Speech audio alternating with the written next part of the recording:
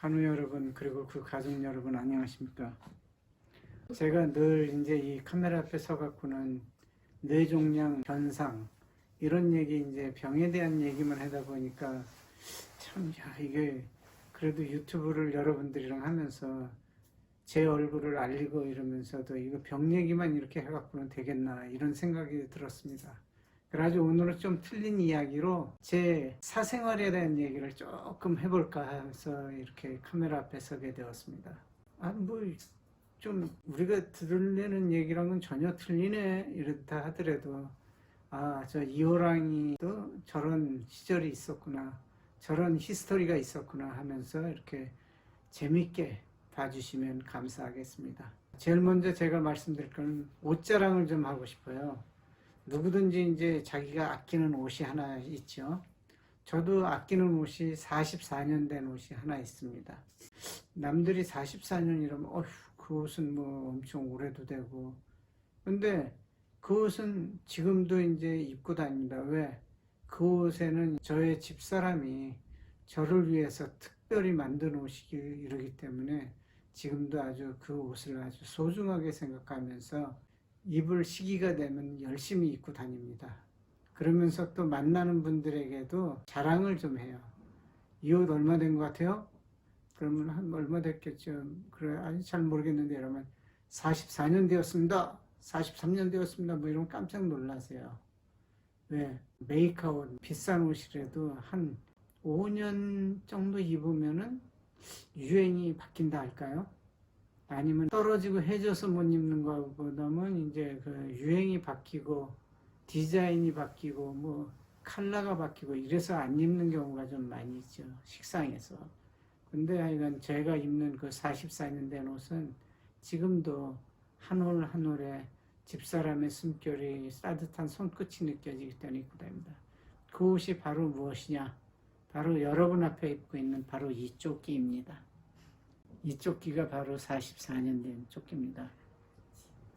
과거 1970년대 얘기로 올라가게 되면은, 그때는 이제 남자친구에게 크리스마스 선물이다 뭐 이런 걸 갖다가 이제 하게 되면은 주로 이제 뭐 벙어리 장갑을 이렇게 손수 떠서 준다거나, 아니면 목도리를 떠서 준다거나, 아니면 이런 조끼를 떠서 주는 게 그때의 그 여자친구들의 아주 순수한 마음이었죠. 저의 집사람이 1977년도에 이제 처음 알게 되었습니다. 친구로서 이제 만나게 되었지만도 뭔가 그래도 이제 좀 특별한 마음은 있었죠.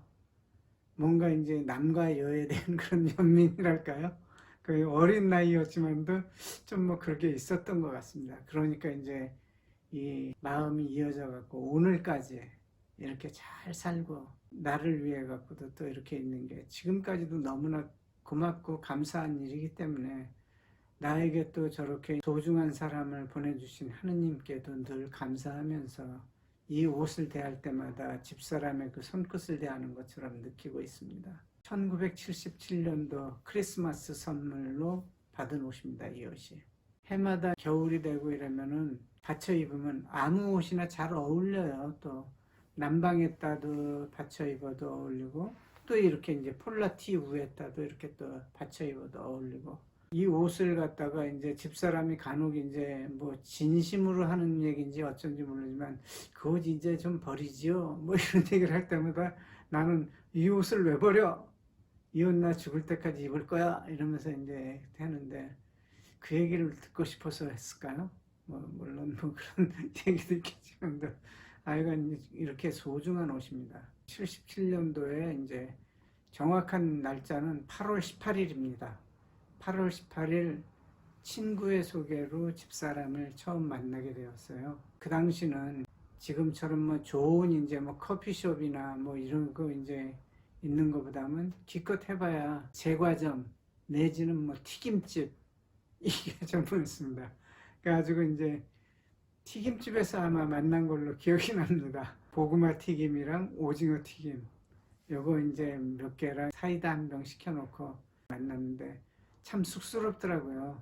내가 이제 여자친구를 소개를 받는 것도 이제 참 그렇고 처음 대면하는 게 왜 그렇게 쑥스러웠는지 모르겠습니다. 그렇게 아주 이제 만나게 되면서 차츰 처음에 호기심에서 연민으로 이렇게 변하더라고요. 어느 정도 좀 지나다 보니까 아 진짜 이 사람이랑 평생을 함께 하고 싶다 이런 생각이 이제 서서히 싹트고 그러다 보니까 이제 지금까지 이렇게 살게 되었습니다. 우리 집사람이 지금도 그럽니다. 나는 2대를 군대 보냈다. 2대 아버지 그러니까 나를 군대 가기 전에 이제 해갖고 군대 갔다 올 때까지 기다렸고 또 그 아들 둘 사이에 난 아들이 이제 군대 갔다 올 때까지 이제 또 잘 저기에서 군대 갔다 오고 이랬습니다. 2대를 군대 보낸 사람이 우리 집사람인 걸 생각할 때 참 고맙죠.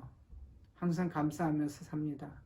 그렇기 때문에 지금도 늘 만나면 다른 분들에게도 저희 집사람에 대해서 얘기보다는 뭐 남이 보면 팔불출이라고 그러잖아요. 애기 자랑, 집사람 자랑, 뭐 집 자랑 이렇게 하면 다 팔불출이라는데 속으로 그럽니다. 팔불출이라도 좋다. 나를 위해서 살아주는 사람이 있는데 나는 얼마나 행복한가 이런 식으로 생각합니다. 그러면서 이제 겉으로는 그냥 이제 쫓기 자랑으로 이렇게 하지만 내면으로는 집사람 자랑이죠. 이렇게 변함없는 사람이랑 같이 쭉 여지껏 살고 있다 이런 얘기. 이번에 병을 얻게 돼 갖고도 내 옆에서 가장 가슴 아프게 울어주고 헌신적으로 도와주고 보살펴준 것은 바로 집사람과 가족, 딸, 아들인 것 같았어요. 병에 대한 얘기를 갖다가 하다가 갑자기 이제 옷 자랑에 이렇게 가족 얘기를 하니까 유튜브를 보시는 독자님들도 조금 의아하겠지만도 투병 중에 가장 중요한 것은 가족 간의 사랑인 것 같습니다. 어머니가 아프고 아버지가 아프고 자식이 아프고 이러더라도 믿고 의지할 거는 그 가족인 것 같아요. 그리고 그 가족보다 더 진한 사랑을 내뿜을 곳은 없을 것 같습니다. 환우 본인들도 가족들에 대한 사랑을 진지한 마음으로 진정하게 느껴주시고 가족들도 또 그런 마음으로 대하고 있다는 것을 늘 염두에 두시면 될 것 같아요. 오늘도 외출하면서도 그럽니다. 내 손이 차가우면 내 손을 가장 먼저 만져주면서 아이고 당신 손 왜 이렇게 얼었어 하면서 해주고 장갑을 하나 더 챙겨주려는 것도 나랑 가장 가까운 동반자인 집사람인 것 같아요. 그거에 부응하기 위해 나도 나 역시대로 빨리 이 병에서 벗어나갖고 가정에 복귀해서 믿는 만큼 열심히 살아야 되겠다 하는 생각을 다짐하게 되는 것이고요. 하여간 그렇습니다. 사람은 뭐 누구든지 다 사연들이 있고 사정이 있고 무조건적인 사랑 그것은 이제 부모가 자식에게 베푸는 사랑일 것이고 부부간의 사랑도 이제 조금은 그건 것 같아요. 너무 내가 배우자에게 이제 바라기만 하기보다는 또 배우자가 해주는 만큼은 또 나도 그에 부응해서 서로 이렇게 잘 해줘야 될 것 같습니다. 손바닥이 이렇게 부딪혀 소리가 나듯이 아무리 한 손 갖고 소리를 내려도 소리가 안 나는 것 같습니다. 그렇듯이 본인이 아프든 상대편 배우자가 아프든 헌신적인 사랑을 베풀 수 있고 변함없는 사랑을 줄 수 있는 것은 부모와 자식 그리고 부부간이라는 건 늘 명시해 두시면 될 것 같아요. 어떤 뭐 노래도 뭐 그런 노래가 있긴 있더라고요. 뭐 님이라는 글자에 뭐 저만 한만 찍으면 남이 되는 뭐 근데 그것이 점을 찍지 말고 항상 유지할 수 있도록 하는 것도 우리들의 세상사가 아닌가 이렇게 생각합니다. 약간 오늘 뭐 조금 약간 빗나간 얘기를 말씀드렸는데요. 제가 생각하기도 이거 너무 병에 대한 얘기만 쭉 하는 것보다는 이렇게 가끔가다 내 가정사도 말씀을 드리고 소개해 드리는 것도 좀 좋을 것 같다 하는 마음에서 오늘은 불현듯 이 조끼를 입으면서 여러분들에게 말씀드리게 됐습니다. 하여튼 재밌게 봐주셨으면은 그러니까 주위 분들에게도 이거 뭐 우리 내가 보는 유튜브에 뇌종양을 앓은 분들 중에서도 뭐 40세 4년 된 털조끼를 입고 다니시는 분이 하나 있대. 실조끼를 이러면서 이제 한번 선전해 주시기 부탁드리겠습니다. 자, 그럼 다음에 또 좋은 소식을 갖고 나타날 때까지 항상 건강하게 그리고 또 씩씩하게 잘 생활하시길 간절히 기도드립니다. 자, 오늘 그럼 여기서 이만 마치도록 하겠습니다. 감사합니다.